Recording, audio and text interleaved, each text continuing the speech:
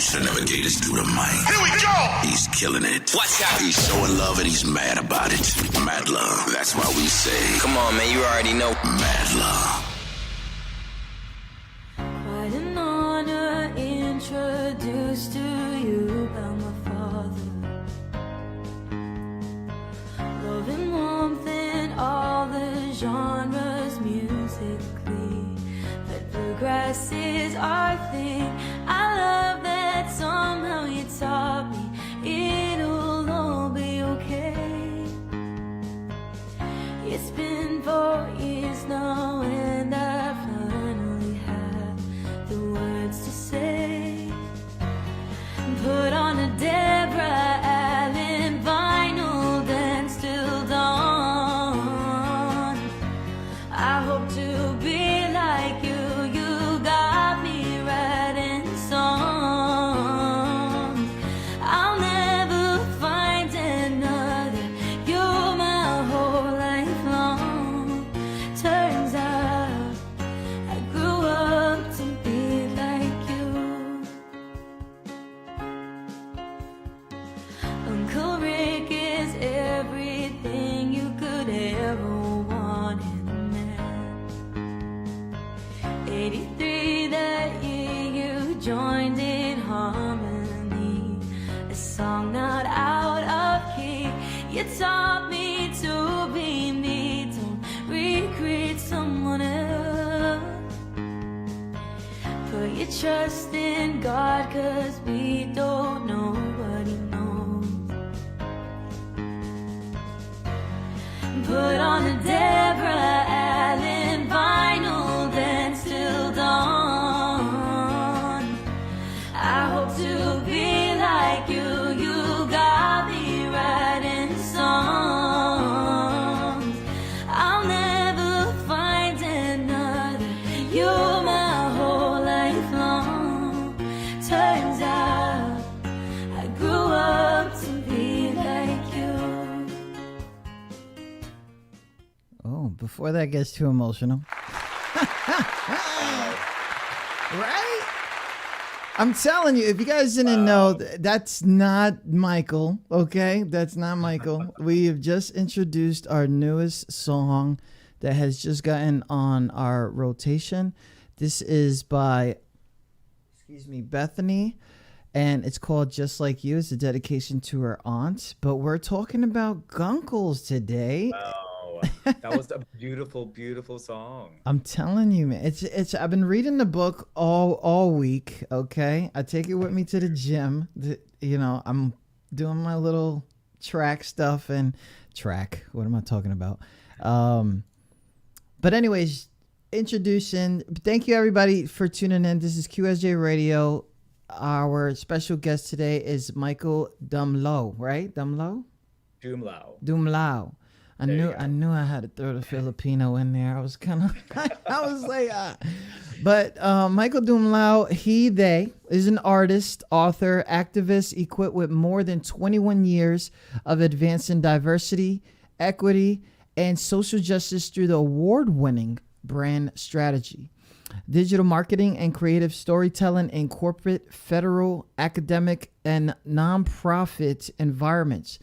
He led the rebrand of a Fortune 500 company as its director of brand and serves as a senior advisor for leaders in defense and intelligence.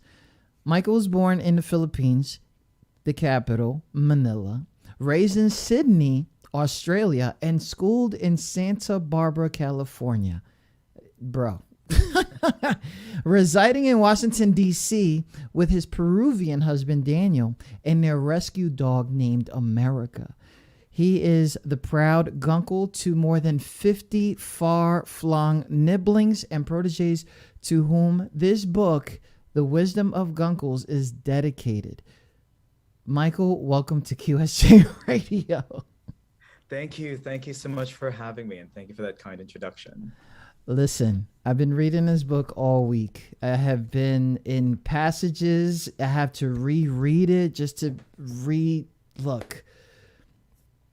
Tell me about you before before that, before starting this 21 years of changing the world?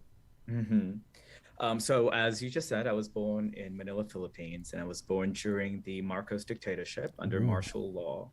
And I always mention that as my origin because for those that are knowledgeable of history, you know that in the early 80s, that is what prompted, and after 30 years of oppressive rule, that is what prompted the Filipino people to rise up in what's known as people power and the people power movement.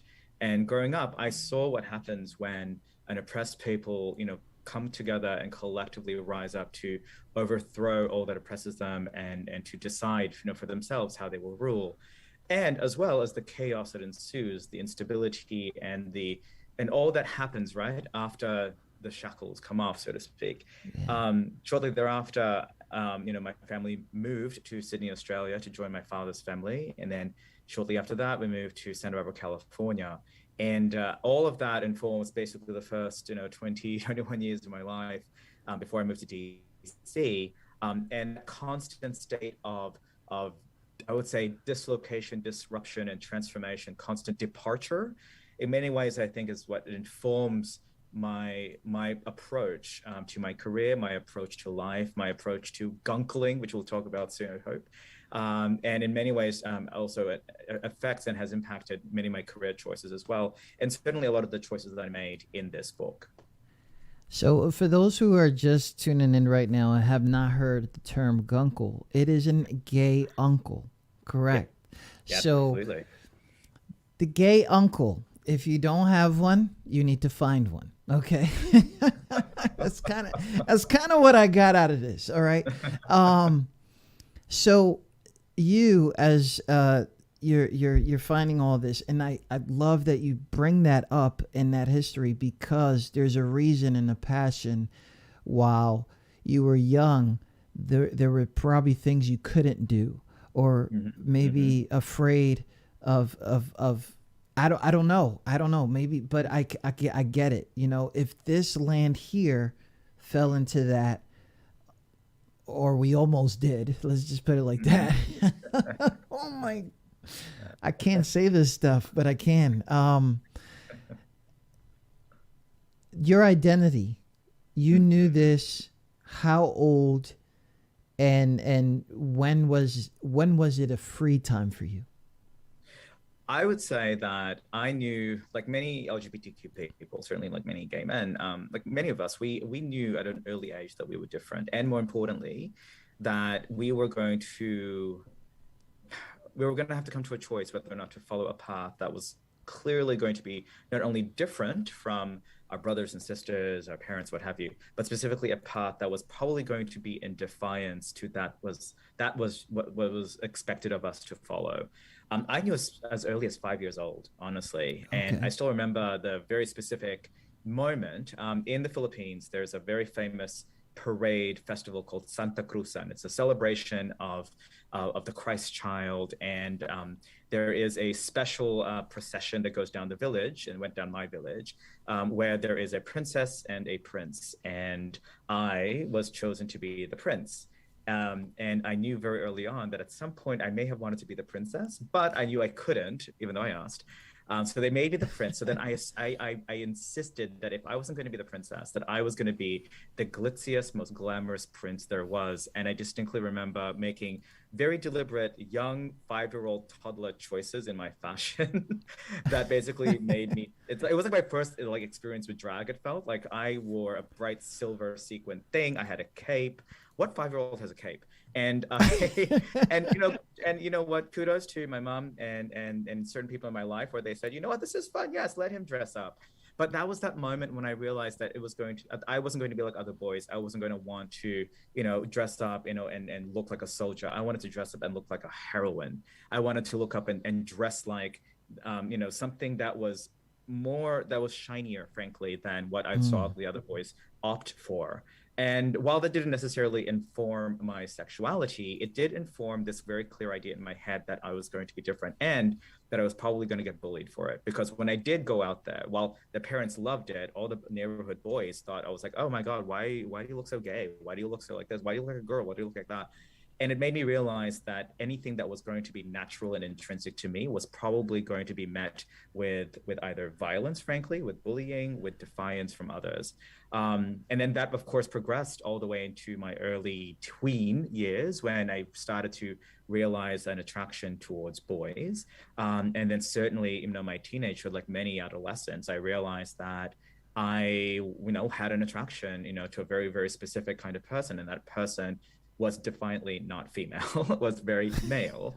And having grown up in a very religious Catholic and then eventually evangelical Christian household, I knew that in the context of that realization was going to come a lot of hardship, not just for myself, but for my parents, because I was now embodying everything that we were taught was either sinful or abhorrent to God. Yep. That freaking Catholic Church, I tell you. I'm telling you. I know, colonization did it. It doesn't do any. Anyways, that's a whole different show. Today, we bring in Michael Dumlao, the author of The Wisdoms of Guncles. Now, let me tell you, currently you're on a book tour. I am. You have taken, I'm going to believe, like, all your resources to do this. But before we get into that, the bio says an artist. What type of artist were you or are you? Am I? So I basically grew up painting, drawing, and really, dipping into like the visual arts from a very, very young age. I was also musical as a child, and I've continued the musical practice. I actually now sing with the Gay Men's Chorus of Washington, so shout out to GMCW in DC. And so a lot of my artistry comes through music, comes through the visual arts.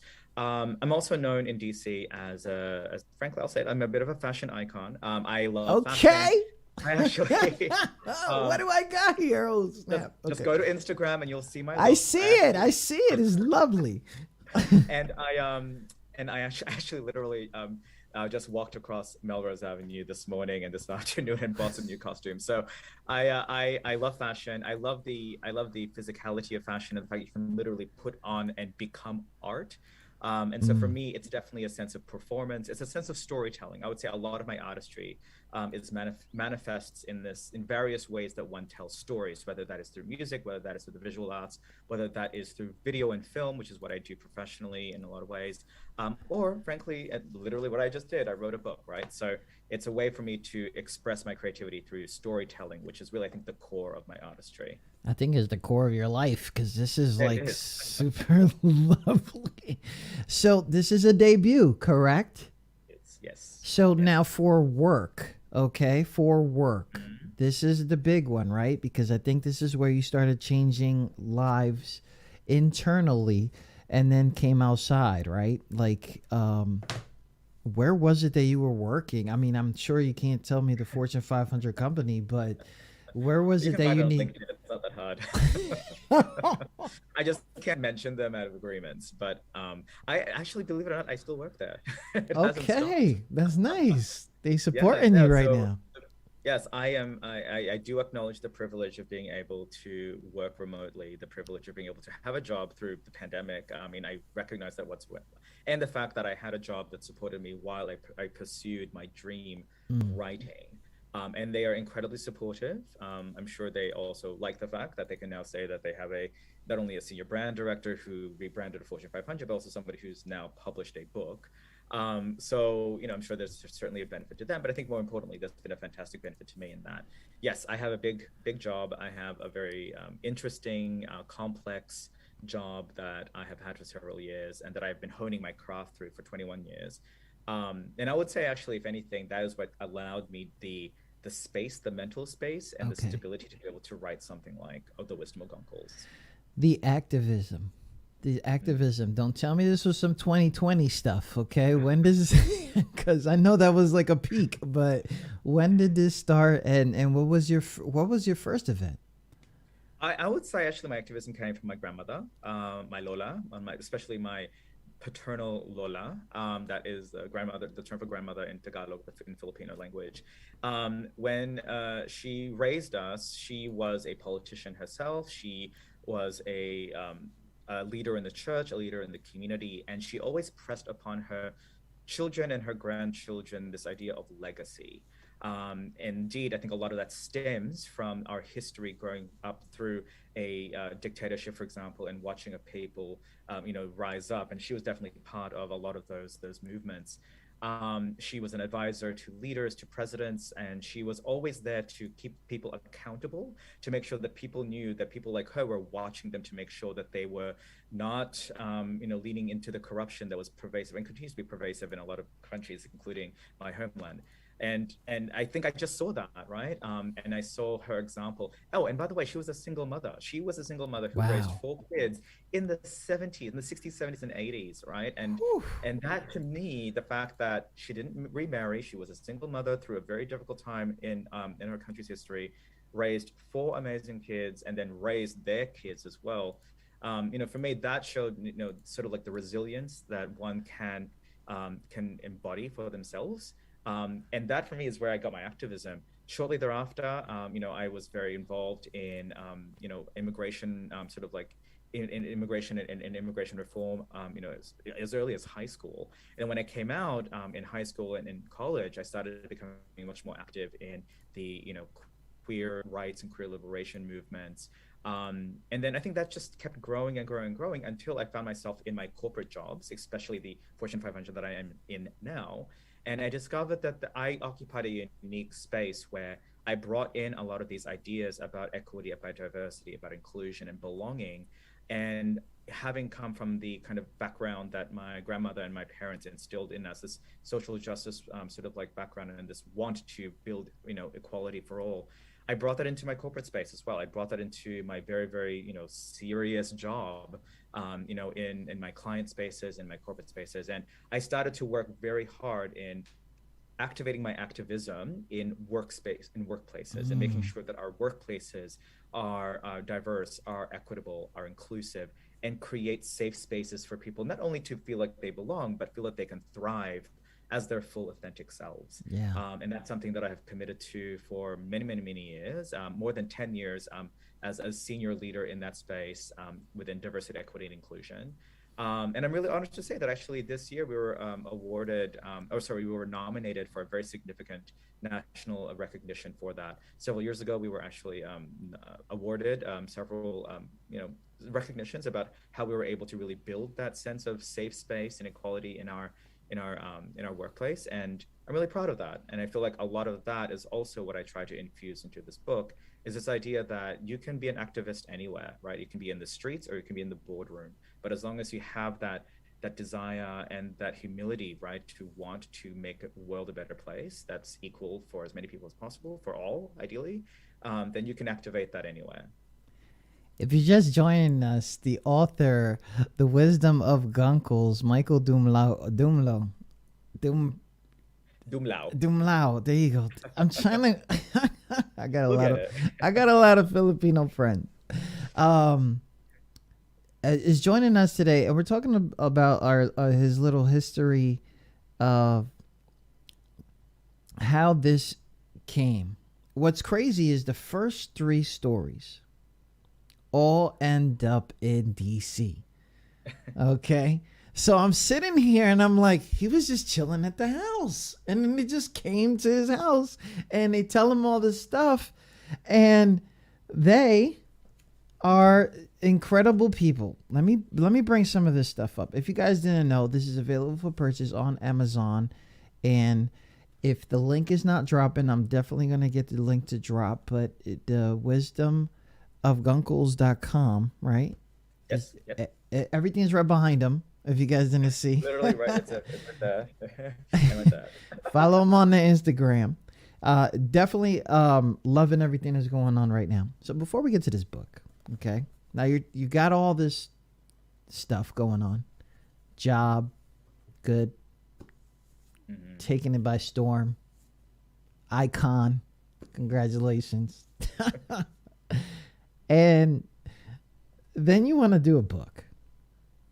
Like, did you get bored, or was it something that you just always wanted to do, or was it really these people that you met that made you want to tell their stories before someone else told the wrong story? I don't know.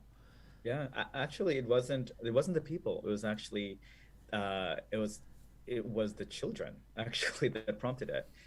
So to answer your first question, have I always wanted to write a book? Yes, absolutely. In fact, my mother reminded me about halfway through writing this book that I was fulfilling a dream that I had stated I was going to fulfill when I was like 12 or 13 years old. Okay. So I'm proud to have done that. But more importantly, I'm proud to have executed against a promise that I made to my cousin and her daughters that I would put into words conversations that we were having around their identity and their sense of place in the world. So in the beginning chapter, I talk about my cousin, my Yes. auntie cousin. Yes. You have to read Yeah. I think the second or third paragraph to understand Yes, what I you gotta. it is very Filipino. It's the funny, but great aunt with the brother very and odd, this. the brother. It's Here's the thing about that. Is like I went into detail because I knew that if a Filipino read that, they were like, oh yeah, no, I got 4 of those. I got 4 of those auntie cousins, auntie uncles. Like, yeah, you got it. So she was, she's currently married, to an African American man, and they have half African American, half Filipino daughters that I'm very, very proud to be a gunkle of and a guardian of. And in the chaos of last year, right, and the heels of the Me Too movement and discussion and the rise of anti-API hate because of COVID, and of course the global awakening to racial and social inequity and injustice with Black Lives Matter, these half Filipino, half Asian, half Black women, young women, were starting to really grapple, frankly, with their sense of self and worth and value. And my cousin felt that I, as a queer, frequently femme-presenting immigrant of color, was uniquely equipped, to help these girls sort of like navigate these conversations, and more importantly, remind them of their worth, of their value, of their strength, of their limitless potential. And in the words that ensued and the conversations that followed, my cousin said, you know what, there's a lot of things here that should be put into a book, that should be put into words, and I think you've got something here that could help a lot of people. And so I did. I pitched it basically to a publishing company. And funny enough, the original concept I actually had was going to be one of those like Urban Outfitters like books where you'd have like line illustrations of chicly dressed gay men holding up martini glasses saying, yes, girl, you got this. And it would be something between like a self-help book or a makeup tutorial. And it was almost starting to be like that. And then I started to go out and talk to my friends. There were drag queens, makeup artists, financial experts. wow, you did the research and everything. Wow. I was literally trying to get all across the spectrum of different ways that people can offer advice. And then without prompting, each one of them would offer me their life story. Wow. And I was like, oh, so this is the book. The book isn't about necessarily the wisdom. The book is about the journey from trauma to triumph. And that's what I had to unlock, right? And that's where the wisdom comes from. It's that surviving and thriving through that journey of trauma to triumph, however they choose to define triumph, right? And that is also what frankly makes a lot of these incredibly unapologetically queer stories so universal to anyone out there who reads it. I'm going to read some stuff, okay? I really like this book. I really love this book, actually. As I poured some whiskey, lemon and honey into hot water, I asked her why she considered DC. Now, if you guys don't know, this is a part of a book where I don't know what kind of cousin it is. I think you got to read. She's a cousin. Okay, she's a cousin. Yeah, she's a cousin. Because she's younger, but she's an aunt, and okay. Yeah, it's brown people relations. Okay. And she has just phoned you probably a few weeks ago or something like that and says, hey, can I stay with you for a while? And now the questions are coming out, right? As I poured some whiskey, lemon, and honey into hot water, I asked her why she considered DC. That's when she said, well, I know I needed to get as far away from Las Vegas as I could, but I didn't want to be completely alone either. Then I remembered that you live in DC. And I knew of all the people in our family, you were the least likely to judge me for what happened. I mean, you left too. And I know it wasn't under the best circumstances either, especially since you're, well, but you're surviving and thriving. And I thought maybe I could do that too. Start fresh like you. So here is me thinking, and it doesn't, and as you said, it's universal. Someone giving me that conversation, first of all, my heart's going to drop. And it's going to say, you don't know what I've been through to get to here. When she was talking to you then, what was that feeling for you? A feeling of, honestly, kinship, right? And almost a responsibility. At that point, I was almost like a big brother. I'd say less a Guncles, less a cousin, less a nephew, however we're actually related, but frankly, more of like a brother, and actually probably more importantly, more of a friend, like a friend that I knew she needed to act as a safe harbor, as a safe refuge at that time. And what I saw in that statement, in those words, was a mirror, frankly, to my own experience, because I too had to move to literally the other side of a continent to escape and to also find out, what was next for me and how can I rebuild my life. And it was also in that moment that I realized that, this is a journey that many of us have taken, and it is something that I took very, very seriously, when she came to see me, knowing that it was going to be very critical, that moment, that evening, the next couple of days, because how I was able to support her, how I was able to build a safe space around her was going to determine, if she would stay, if she would go back, if she would go someplace else, if she would continue to be dislocated, either from a sense of place or even a sense of self, or if I could start helping her build basically a sense of place for her at that moment so that she can at least start to heal from what had become a very traumatic experience. If you guys are just joining us again, the author of The Wisdom of Guncles, Michael, is here with us talking. So I get to one of these parts here, and it kind of threw me for... I think you did this on purpose, which is great artistry. Okay. So I get to the Explorer. All right. Mm-hmm. Okay. Let's go. I'm telling you. So I get to the Explorer. African American, gay, and disabled. Super handsome. You say that like 30 times in this chapter, by the way. Okay. Just to let you know.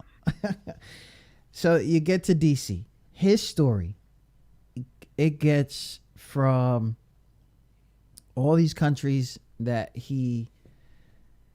All right, let me drop the book real quick, okay? The Explorer has an American... First, let me tell you guys first. The first two chapters are two immigrants, okay? The third chapter, and including yourself on that one. The third is an American who deals with the internal B crap that we deal with here. House gets burned down by the Ku Klux Klan, and then they got to go and travel, and then they got to, find themselves. There's a passage here. I'm telling you, man, this book, you guys got to get this book. I'm telling you. And make sure you got like some... I was listening to it with like instrumentals in my head. So as the scenes got dramatic, the songs did too. And I'm like, ugh. So what I got out of this was he became a Guncle through a childhood friend. The childhood friend really liked him, wanted to marry him, but he obviously is, and she was not getting it. Like, no, I'm good. And becomes a Guncle through her kids. I know it lands back at DC. I get it. How did you meet him? Mm-hmm. And not only that, how did you meet him, and when did he decide to tell you his story? Absolutely. So many people in the book I met through the Gay Men's Chorus of Washington. And I owe a lot to the Gay Men's Chorus of Washington because they resuscitated a love for music and performance that I thought I had given away and frankly, put away for a really long time. And the person in this book, the person who I call the explorer in my book, we actually performed together on stage. We performed En Vogue's "Free Your Mind."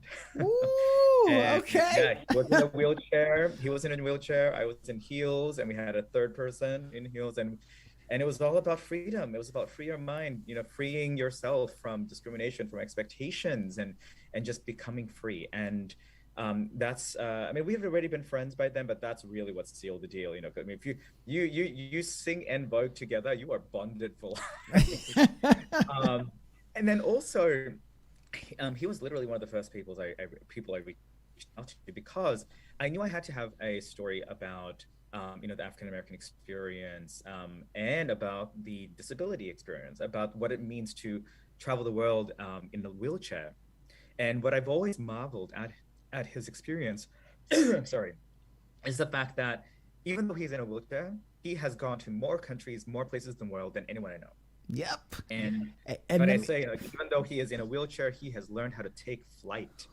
And for me, the audacity, the bravery, just the defiance against the entire world and entire childhood telling him that you are not going to get up from that chair, you are not going to leave your space, you are sedentary. And him saying, F you, no, I'm going to explore and discover who I am elsewhere across the world. I had to capture that story. And so when I asked him, he said, absolutely, I want to tell my story. And I'm very honored that he chose my book to do that. It's amazing as I'm doing this I call it the Drex walk, right? I'm in an incline at 10 degrees and going 2.4, whatever the track thing says, right? And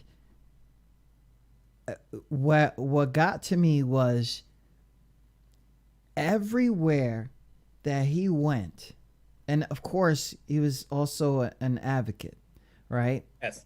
Okay. And this is the other thing is that he is a huge activist and advocate for disability rights, accessibility, and also always calling out ableism, especially when it is unacknowledged and when it's clearly systemic, and people take advantage of people with disabilities because of this ableist, centricity that we have in our society. And what got to me was it seemed like every time he needed to get somewhere, it didn't matter where he was from. They had a problem at the gates. They had a problem at the airport. They had a problem somewhere. Yep. I mean, he was even lifted because they didn't even have access for him or even a wheelchair for him. They somehow lost his wheelchair, so they had to lift him physically and put him on the tarmac. I mean, it's the level of dehumanization and degradation that he endures as somebody who navigates the world in a wheelchair is amazing, and yet he persists, and yet he calls it out, and yet he continues to travel and fly. And I love that. And what I love too is what he wants to impart to his goddaughter, that he eventually becomes a guardian of and a godparent to his friend's daughter. She's African American. She's a biracial and a woman, an African American woman. And she asks him, like, I want to travel, but I'm afraid they'll stare. Or when I do travel, when I have gone out there, people always look at me. They always stare at me. And what he says is so instructive. He says, let them stare, right? Let them know that it is possible and that it is important and that it is critical for a Black woman to travel, for a gay Black man in a wheelchair to be here on these cobblestone steps, to be on this mountain, to be on this tarmac, just like every other able person out there. Let me read this real quick. Maybe I could put in his thing. I'm here to make sure she doesn't cast off the Black part of herself. She was born right before President Obama was elected, and I'm here to teach her why it's important for someone biracial like her. I'm here on her 11th birthday to gift her the Afro-futurist masterpiece Parable of the Shower by Octavia Butler and Gary Paulson's Hatchet, which I loved as a child. And in return, I'm here to receive her anime memes and listen to her love for otaku music, and to reassure her that it's okay for a black woman who nerds out on Japanese culture when there are black people out there that may tell her otherwise. It is okay to be different. Mm-hmm. It is okay to be different. I'm telling you guys got to get this book. You guys got to get this book because there's stories in here. And you know, it's crazy because when you're picking it up, right? And you're thinking it's going to have these awkward sexual content and things like that. Well, there might be a history there called the hoe phase, which I really love because phase, yeah. Everybody has a hoe phase. Some people just don't admit it. It's okay. But other than that, it's really serious stories. And I just want to tell your colleagues, your friends that, man, I can only imagine. Now, writing a book. This is your first book. Writing a book. It's, yeah. Tutorials, this, that. Like, what was it like for you to put this together, and how long did it take for you to put it together? Yeah, so I worked for the publishing company. So shout out to New Degree Press, who was amazing in showing me just how complicated, complex, and rigorous. So that's what I did not anticipate, was the rigor and discipline one needs to have to write a book. And the only way I was able to get that rigor and discipline was through my editors. I had 5 or 6 of them, 2 in particular that really helped shape the book. And I will tell you, there is nothing like an editor keeping you accountable, keeping you on deadline, reminding you when you've missed a deadline, reminding you of what is at stake. And also, frankly, caring about your text almost more than you do. Like there were times where I was just, we'll just let it be. Let's just, and they're like, no, you can tell that story better. You can tell that story in this way. You can choose to tell it this way, but you will reach more people telling it this way. Or you're losing the integrity of your intent in your words if you're doing this because you are being lazy. And I'm like, yes. Yeah. And I've been writing this thing for the past. And so I actually wrote the book relatively quickly. They put me through an accelerated program, and I chose to do the accelerated program. I did my interviews in about a month and a half, and I wrote the whole thing in about 2.5 months for my first manuscript, right? Wow. But getting to a manuscript is one thing. Editing it over and over and over again for a course of, I'd say 8 to 12 weeks afterwards, that took a lot more discipline as well, because then I was starting to cut things away. I was starting to reorder the chapters. I was starting to say no to some chapters. There were some stories that I had to leave behind to maintain the integrity and the tightness of the book. In fact, there was a review that came back recently saying that one of the strengths of this book is the fact that it is very tight. It is very constructed. It is curated, constructed. And I was so hard. It's so crazy because I was thinking that. I was like, all right, he just skipped like 10 years of this person's life. Okay. And then I'm like, we're at the current. And I'm like, wow. So some of these stories take a massive turn because some of them didn't know their own purpose for a very long time. And to bring us right there, shout out to the editors. Oh my God. Shout out to the editors, and shout out to the rigor and professionalism of my publishing company and of the publishing industry itself. One thing that I'll also note is that I did not expect any publishing company out there to respect and understand and embody my queer identity and my queer experiences and these experiences to the level that they did. I mean, I will tell you right now, when you come into the publishing space as a writer, as an LGBTQ writer, you almost assume that people aren't going to understand what you're trying to say. Yeah. And then I discovered that 2 of my main editors were themselves also LGBTQ, which is absolutely not what I expected. Wow. And not to necessarily say that, a non-queer person would have taught me differently or would have led me down a different path necessarily. It was just easier, right? Because Yeah. suddenly I wasn't having to explain the coming out process, because they had also a coming out process. I didn't have to explain homophobia and heterosexism, because they've also had to endure that. And so for me, it was a shortcut, but also it meant that they were as invested in it as being part of the community that I was trying to serve. Super understanding. Woo! Yeah. Shout out to everybody listening in. Tune in to QSJRadio.com. The wisdom of the Guncles. Please go get that. Now we're gonna play a little game. Okay. As he said, I just want to stay in the mindset that we're in right now. So this game might be a little serious. So I apologize for that. We have now started our fast round, where our guests are asked a few questions about themselves that they wouldn't expect us to ask. Don't worry, it's not like that. Hope you didn't think we were that underground.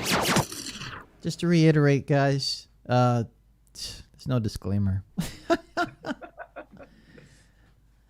Don't worry, I still see you. Okay, good. So the book has got me into deep thought. Very, very of understanding, and as it's not forced on me, right?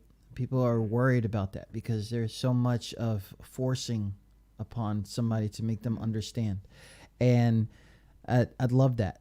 I was worried about it too, but I think that was also probably stupidity in me or something. I don't know what I was expecting, but I went in there open-minded. Book is lovely, taught me life stories, trying to figure out if I could be a better uncle. And I'm like, yo, let me call my nibblings, and I'm going to call them nibblings because you don't know, and you don't want to be that person, So we're going to go into some deeper questions here. Okay. If that doesn't bother you, and if it does, we can ask you if you like Pepsi or Coke. Where's your life headed? Oh, wow. Well, we were going there. I think my life is headed to a place where I get to do this more consistently, where I get to, well, I will say this. My career for the past 21 years has been to curate culture, right? To the benefit of my clients and to other people, the organizations I work for. Oh, you get Now bread. what I want to do is to go from curating culture to creating culture. And I feel like that's what I did with this book, right? I want to start to create the culture that people will now adopt and embrace, and hopefully, change, lives for the better through that. Because I have a very, very firm belief that culture matters so much. It moves mountains, right? How it helps us better understand who we are. It helps us better understand our families, our origins, and it gives us language, right? It gives us different kinds of language to explain our experiences, and I want to be part of the engine that creates that kind of understanding. So that's where I'm going. For Eternal Hero? Hold on. I forgot to shut something off. No worries. Somebody shouted out Kratos. How you doing, Kratos? Welcome to the show. A culture creator. Wow. That's there. What are the highest and lowest parts of your life? I think the highest part of my life was, I know this is going to sound so incredibly cheesy, but I think my wedding and my marriage to my husband. Okay. Only because, like many weddings, it was like a convergence of different parts of our lives, but also because for not only ourselves, but for our entire family and all of our friends, it was the very, very first time that any of us had ever witnessed and borne witness to and experienced a same-sex wedding, two men getting married together. So for us, it was revolutionary. We were able to prove that we weren't going to destroy the family or destroy the world afterwards, right? But this is our 10-year wedding anniversary this year, so I'm proud to say that we've stuck it Wow, down, 10 years. Okay. Yeah, 10 years. I don't even know what that looks like. So for me, that's a highlight because, we were able to prove that the world wasn't going to blow up and end, with two men like deciding to, show and proclaim our love for each other and to have our family there and continue to be there. But specifically, that was definitely a highlight. I think a low point in my life was the direct opposite of that. It was those early days when I was, really grappling with this, what I felt was a conflict between my faith and my identity. And when I started to frankly wonder if it was even worth engaging in that struggle at all, contemplating suicide, contemplating, like self-harm, those moments where I really wondered whether or not I was worth it, whether I had even sort of whether I could, contribute and bring value to the world, when the world kept saying that I had none. And so for me, I think that was definitely a low point. And I'm very, very grateful that I had, even the inkling of a support network and a reminder of what my faith is based off of, and that I did not go through, those ideations and instinct, and instead I chose to live. I chose to find value in my life and my worth, and know that I can bring something good and some light into the world. I hate to touch on this subject, right? How would you react if there was an irrefutable proof that God did not exist? I don't think it would necessarily change anything about me, only because whether or not there is a higher being out there, I still believe fundamentally in the goodness that is within, that is inherent to us, and inherited within. I've actually continued to grapple with my faith. I mean, I do believe that there is a higher entity. I just don't necessarily believe that we have to engage in an organized system to believe it, nor to activate it, nor to benefit from it. My thumbs up is with you. Right. There's so many rules. Like, bro, do you love me or not? Like, yeah, I think I definitely fall more into the direct relationship to whatever being exists that I believe exists, and more importantly, showcasing love for your fellow humans, for humanity here and now, and not waiting to do it until later, or waiting for a leader, a book, a dogma to tell me how to express that love. I feel that we are inherently able to express that love ourselves. So for me, I don't think it necessarily would change, although I do know that I would then have to express a lot of compassion and empathy for everyone who will suddenly feel lost, right? And who will suddenly feel that their entire world and everything that they based their entire identities on will have suddenly disappeared. I think it then becomes sort of like incumbent on those of us, who may not be as affected, to then show the kind of compassion that we would have expected from them. If you guys are just joining us, the wisdom of Guncles author Michael Dumlao is here. Dumlao, yes. Ah, man, almost. It's all right, man. No, your Filipino friends, they'll set you They right. will not forgive me for this, okay? I owe them like 5 karaokes. So so we got into the deep part of the whole fast round. I do want to get into our funny questions, and then we'll go into the continuation of your book tour and how did you organize that, because that's a whole mess to me. Oh my God. I bet you right now you're like relaxing, but then it's like, I gotta go. All right. If you guys are just tuning in, if you guys have any questions in the chat, please, this is live. We'll definitely shout you guys out, and definitely want to make sure that we get you guys in, because I know some of you guys are watching and you're just like, what's going on here, but we're urban people. Let's get serious. Okay, we deal with a lot. One of the funniest questions, which everybody hates me asking, okay, I don't know why they hate me asking this. I think it's funny. Is cereal soup? Yes, 100%. It's soup. I mean, its definition of soup is that it is bits of meal and food floating in some sort of liquid, then sure, why not call it soup? Oh, I am the last person to ever want to constrain the definition of a word and only align it to one specific thing. If cereal wants to identify as a soup, then I say let it identify as a soup. what is the sexiest and least sexiest name? Oh my God. Okay, the sexiest name? Oh dear, that's a really, really good question. How about if it's not? How about it's not even a name? What if it's like one of those like really? Actually, no, no, that's the opposite. I would say the least sexy names are those names that aren't names.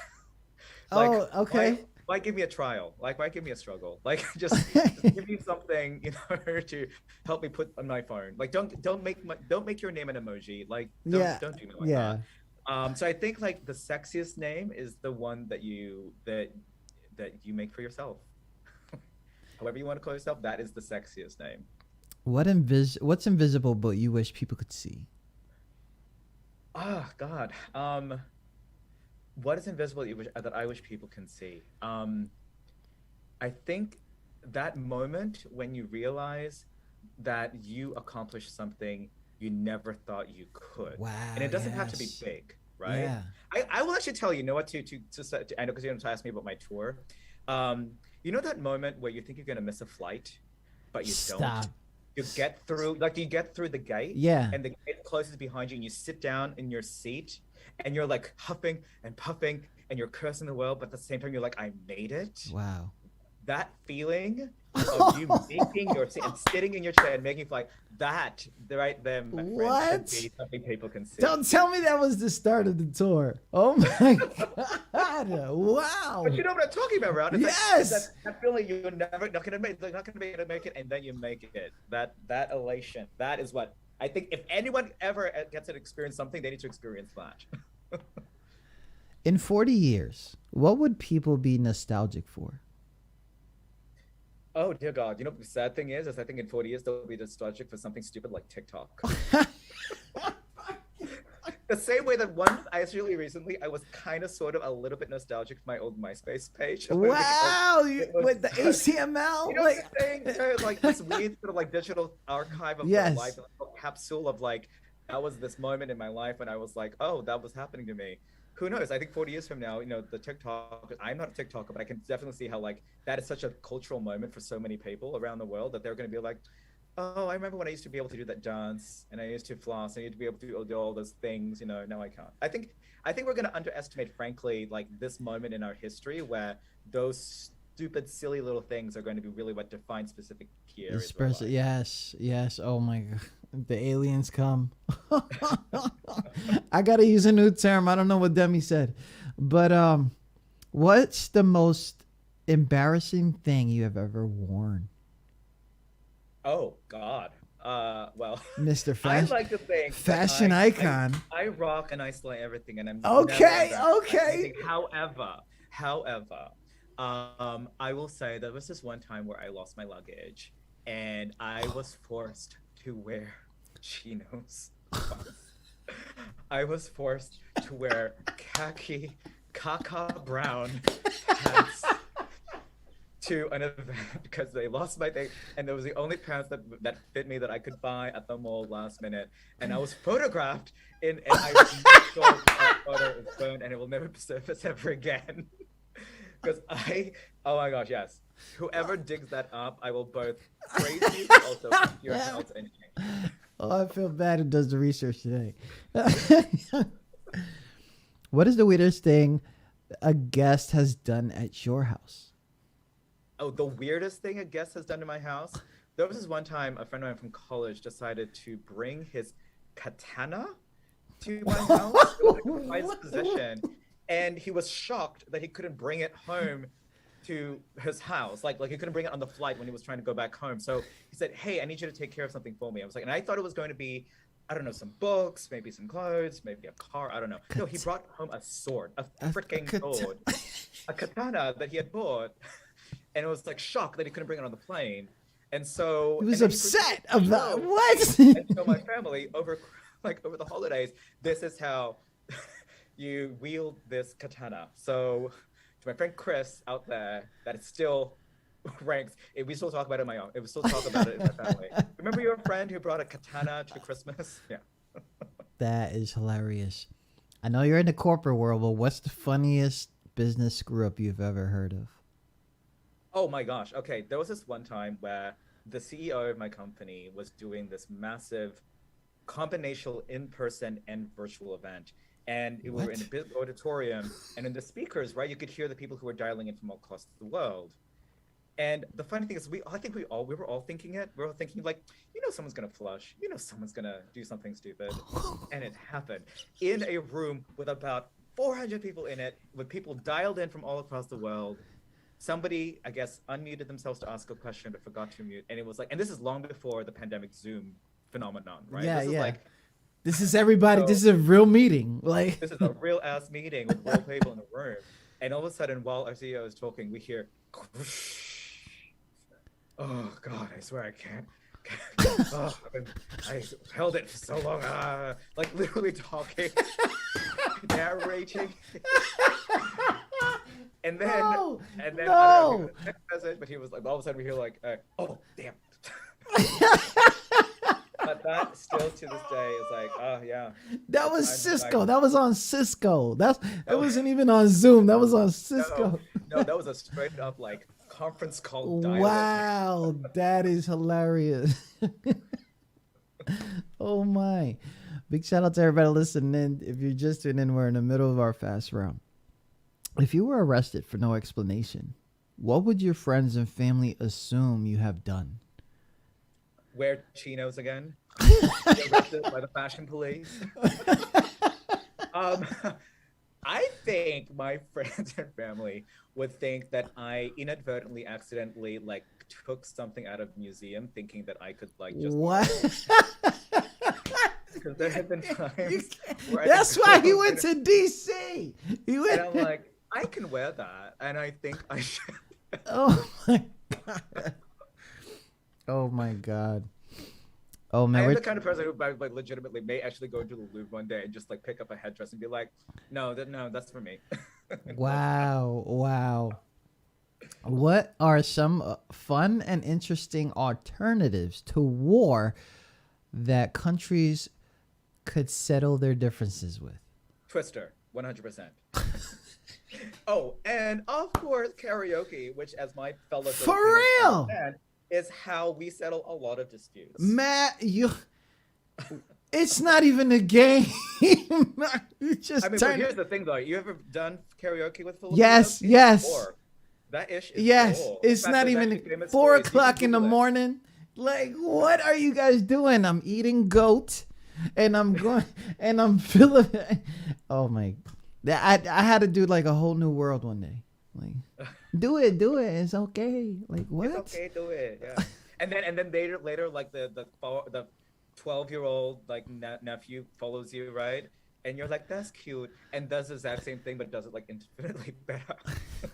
Oh my God, everybody! Big shout out to everybody listening. Tune into QSJ Radio. That is the end of our fast round. That was not so loud. Good job! Wow. He went right into like, I'm good now. So, we talked so much about the book, and currently, you are promoting the book. Mm-hmm, oh my God. Like, it has to be every 5 minutes. It doesn't stop. It is tattooed on my tongue at this point. I'm sitting here like when I went to check your Instagram, one place to another, and it's like, it's just, I know he's stressed out. There's no way he's not stressed out, because yes, you have the support system that I cannot imagine, but at the same time, the travel and the time zones. First of all, when did it start? How many time zones in the last few days? And where's it going from now? Not only that, how did you get this organized? So it's funny, the publishing company had talked about like, maybe we should do it because like they've done little tours, like they've done little parties and celebrations, bringing the different authors from different kind of cities together. But because of the pandemic and because of all these such sort of challenges of convening and coming together, they decided not to do it. So for a while, it was like, oh, your tour is going to be virtual, which I'm like, No.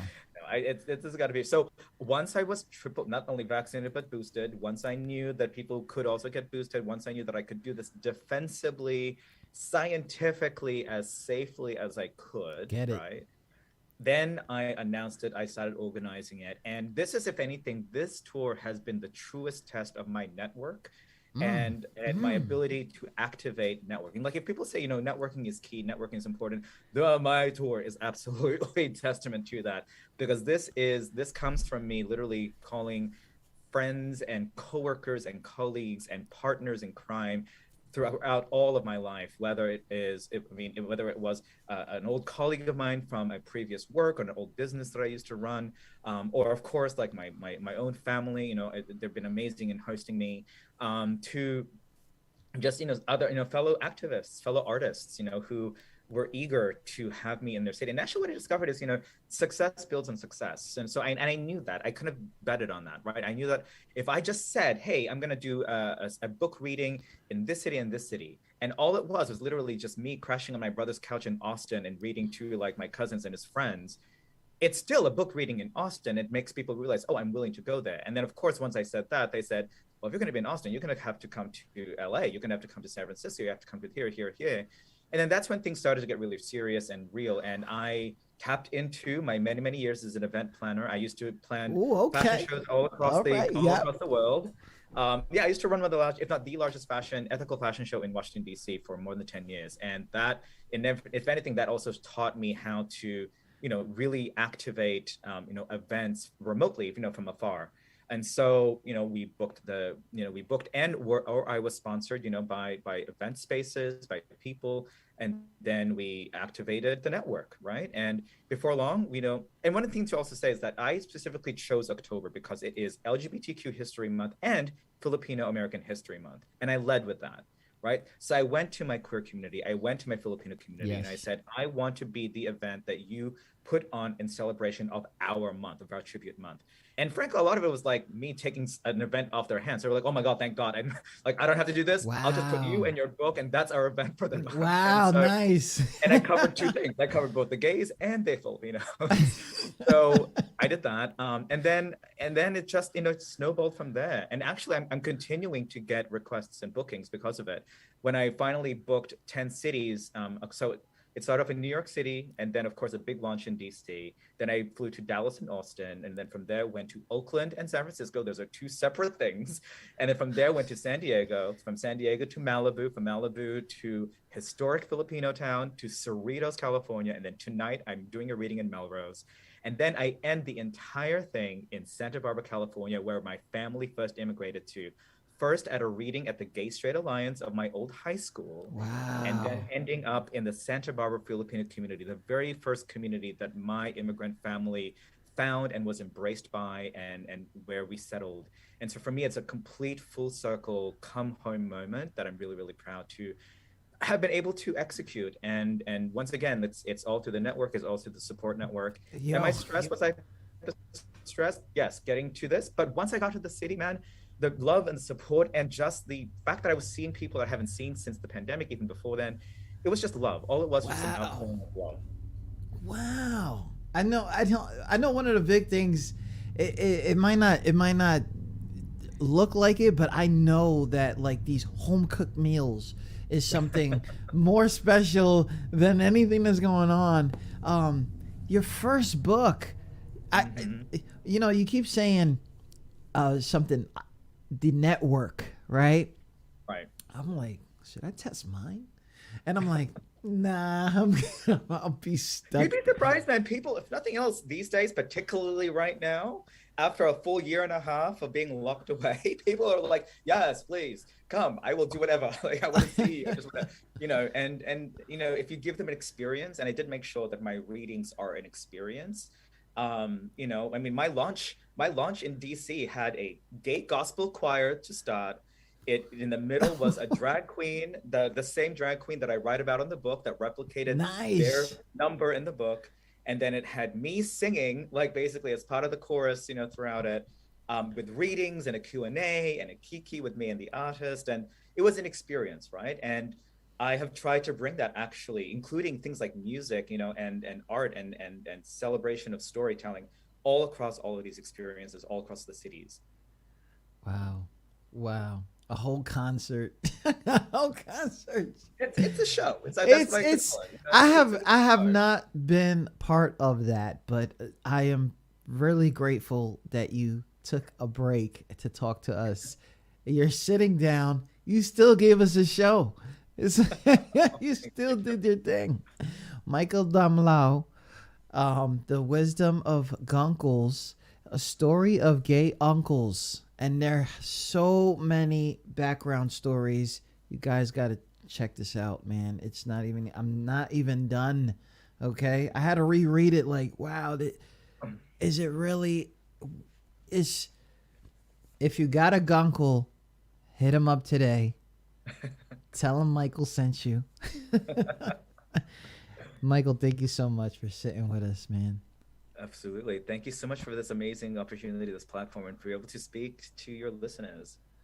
We'll talk soon on the second book, which I don't know when that's going to happen. I'm probably there already. The editors are hitting you up. Like, you ready for number 2? All right. Thank you so much. And so much success I know is going to happen with this book. And be careful out there. And we'll talk soon. Talk soon. Take care. Bye.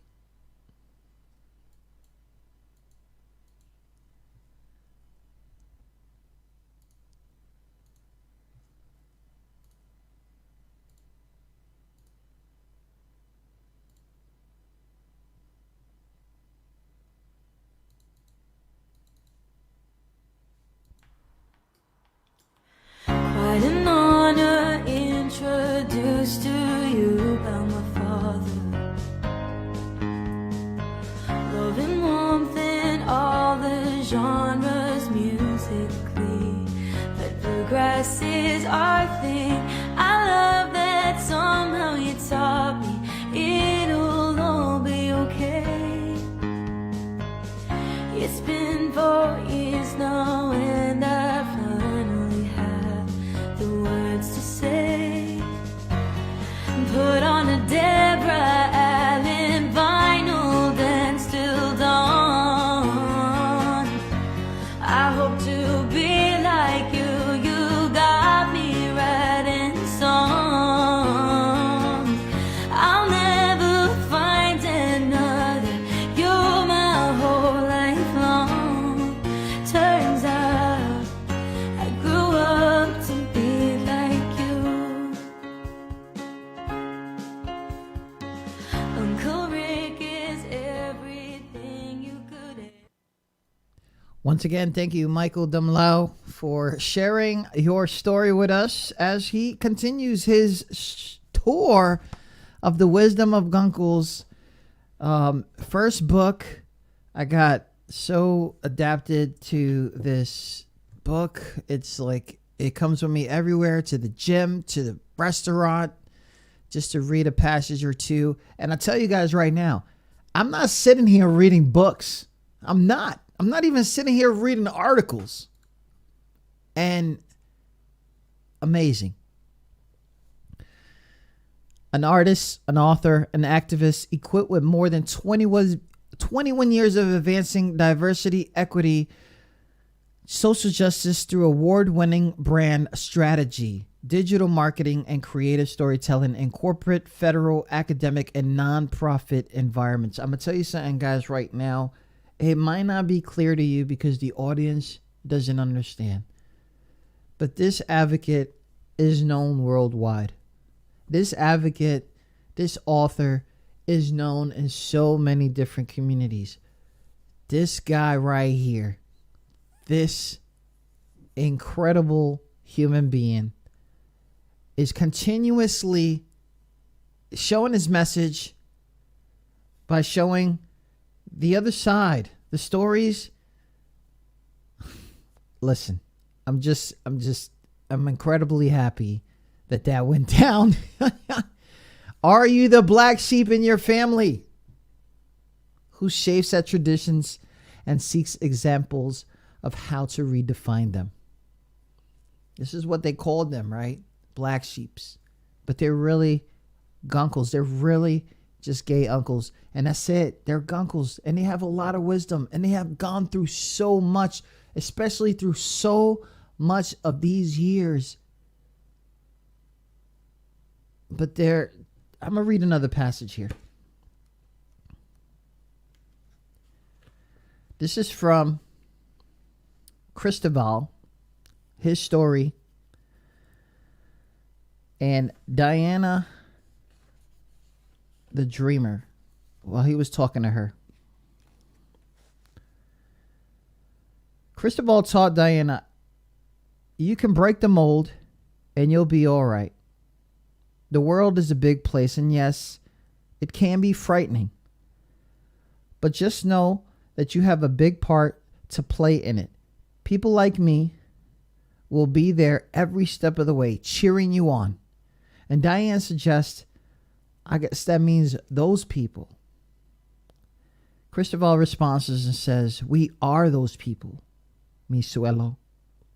And we are the ones who will change the world. Thank you for taking your time to listen to QSJRadio.com. I am your host, Traffic Light, a.k.a. Dave Hernandez. And that has been our show for the week. Thank you guys so much. And hope that you understand who you are and you change the world.